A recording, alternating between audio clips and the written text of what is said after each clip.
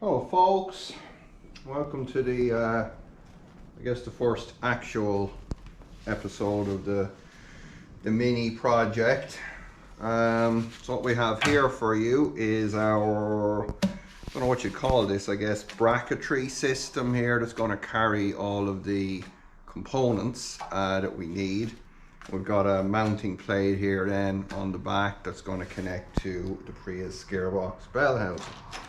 So I'm going to go ahead and before we mount this on the gearbox, I'm going to put the air conditioning compressor on here, just because what I've found is it's a lot easier to fit this upside down here when I have the thing sitting on the bench, as we do here. Oh, I put that in the wrong way because I'm on camera. There we go. So yeah, this is kind of where we're at. This is all made out of 3mm mild steel and cut out on the plasma table there. Just MIG welded, nothing fancy. Of course, as usual, all my tools are missing. No, they're not. I'm just being stupid, which goes with the territory. How could I be clever and be doing something like this? That wouldn't make much sense to anyone.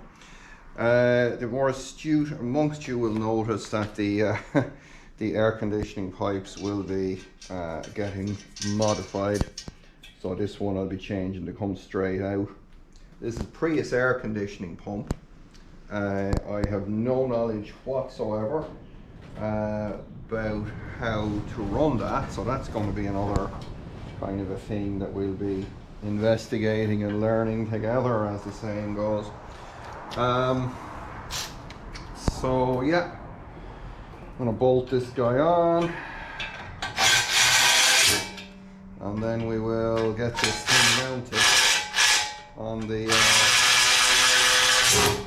we'll get this thing mounted on the gearbox, and then we can get the rest of the components on here. There we go. It's our air conditioning pump on. Alright, so the first thing I'll be fitting underneath here is this guy here, which we'll see in a second. This is my Nissan Leaf water pump. It's in a 3D printed bracket. If you're interested in that bracket, it is on my printables page. And I got two BMW battery bolts, M6 bolts, going up into two riv nuts. It'll be in there, so I gotta hook that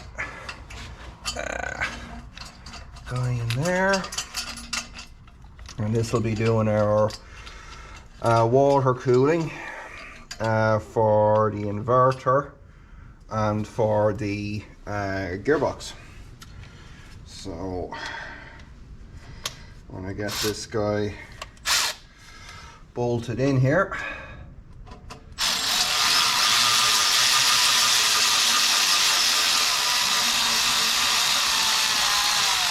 I'm going to clock that pump just so there we're got our outlet coming up just under the inverter.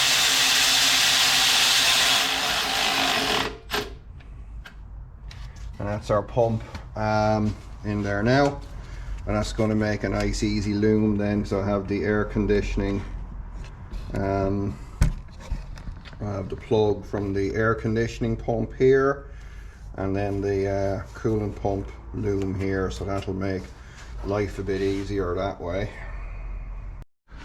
Alright, so the next component we're going to fit underneath here is this guy here. Let me get those fasteners out of there, give you a bit of a better look at it. It's pretty simple.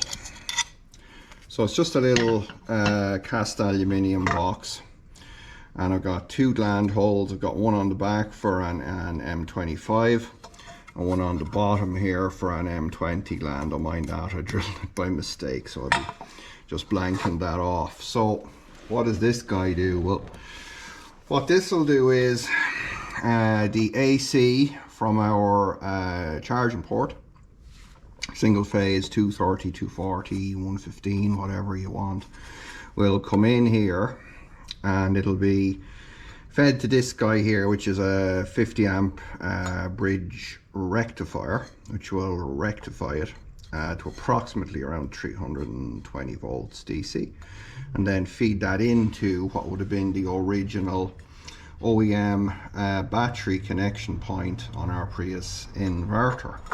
Now you don't want to just go in on that and go straight back out, because if that rectifier has a failure, you can have it feeding DC back and cause a big bada boom. So what we will be doing is putting a fuse in there. So I've got a fuse block, and I've got a little earth connection guy that'll be going on this piece of DIN rail there. So I'm going to screw this in. This has got two mounting holes on the top. I'll be doing some M6 fasteners just up through the top like so, and then into our riv nuts underneath here. Yeah, you can see this if I'm not blocking your entire view. Quality camera work, of course, as usual, as you would expect from an EV BMW production. So let's get this guy in here. There we go. Not so much. Yeah, that's it. And my new best friend, courtesy of Margaret. Thank you, Margaret.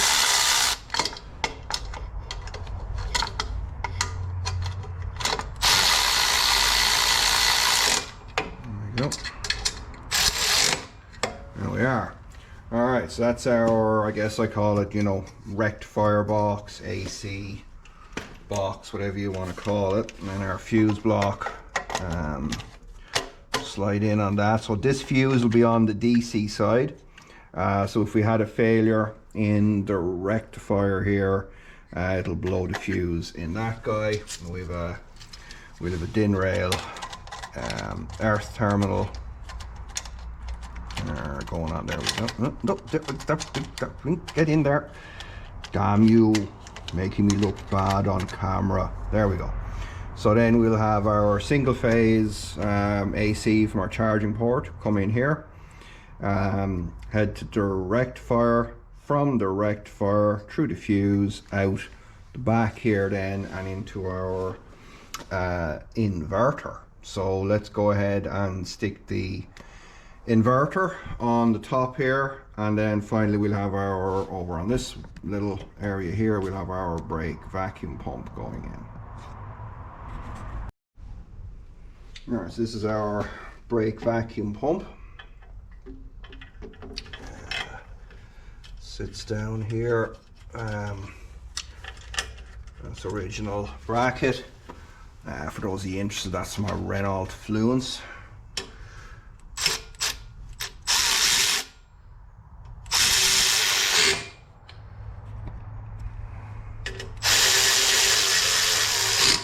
Alright, brake pump is in. So let's go ahead and sit our Gen 3 inverter on here. Come on, Gen 3 inverter. There you go. Let me get some mounting pieces on that now.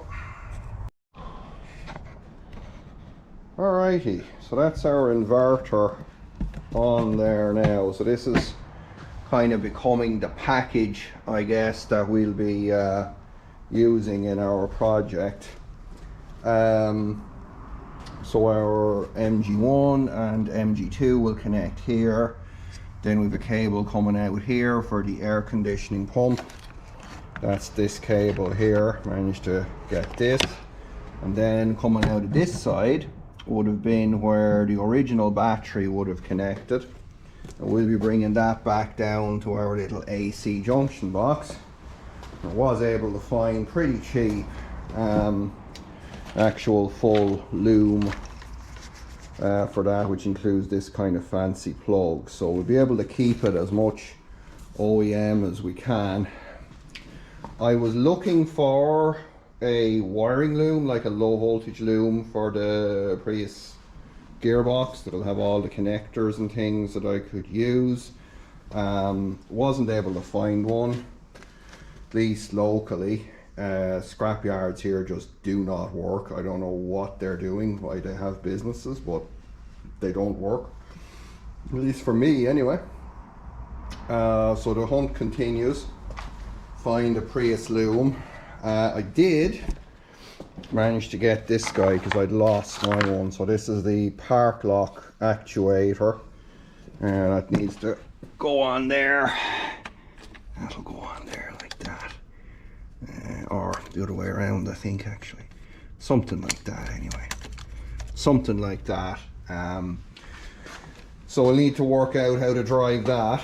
And then finally, we have our VCU and relay box going on the top here. So on top of the Prius inverter, you've got these two M6 mounting points here. So my plan for that is I'm going to cut out a plate, probably out of a bit of 3mm aluminium or something like that. That'll catch those two, and maybe I kind of might catch off another mounting point here or even here. And then on that plate we'll have our VCU box, and then I'll have my relay box, which I've just designed. This will be the first one to use it. So it's a box of relays basically, and fuses, fits in the same enclosure, and we'll kind of double stack that up here. So then we'll probably have the relays on the bottom and the VCU on the top. Our high voltage battery will connect here, and then everything else on the inverter will be the OEM connections, and we should be able to then run this completed unit outside the car here and make sure everything's working before we put it in the car. Alright, so that'll be kind of the mechanical setup. Now, how we're going to control this whole scenario will be via the Zombiverter, but that won't enable us to provide the charging and then the bucking function that we'll need for our kind of 3-in-1 way of using the Prius inverter. So driving it will be controlled solely from the Zombie. This is just a scrap OEM board from a Gen 3 Prius inverter. So obviously, as some of you will know, a good few years ago now, I reverse engineered a bit of this and we designed various open inverter boards. That was before we kind of knew how to run the thing with the synchronous serial communications. Now, what we're going to do with this well, not now in this particular episode, but the plan is basically we're going to intercept here the signals that go to the buck and the boost side transistor, and in on our little board in there then we're going to have something like this guy. This is only a kind of one I've been experimenting with. Obviously it won't have the pins on it.